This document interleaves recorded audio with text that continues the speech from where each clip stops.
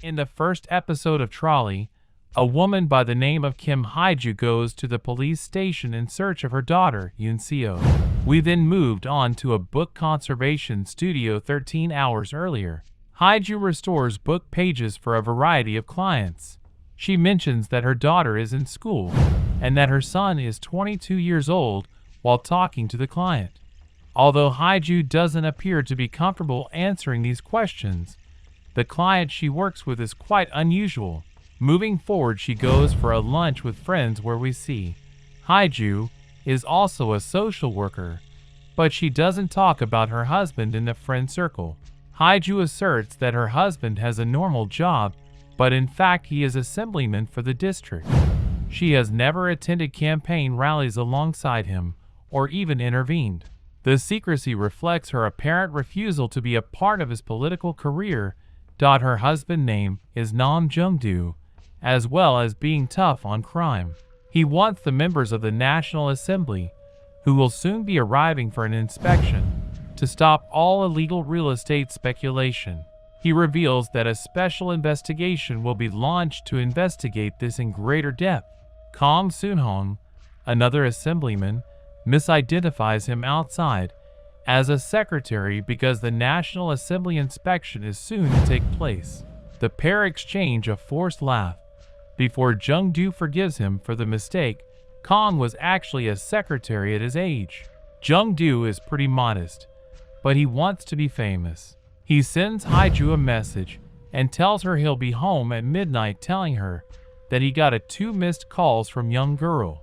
Haiju comes by to get some oil, but the owner, a distraught grandmother, is away attending to her granddaughter, who killed herself after a fight with her boyfriend. He said he would publish embarrassing pictures of her.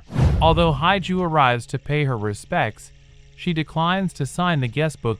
In the meantime, Jung-do observes each citizen and records all of their concerns, giving them even his personal phone number so they can call him at any time.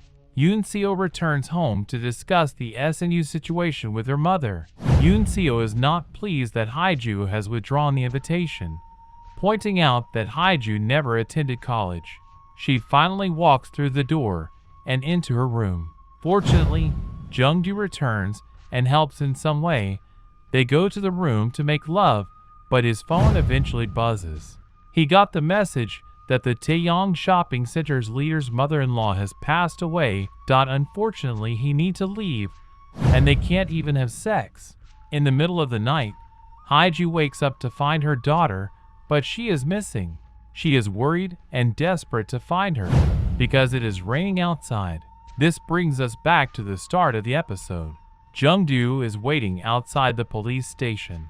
They try desperately to locate her, but they are unable to do so. When the police at the station learn that he is Jung-do, an assemblyman, it looks like they will speed up the process.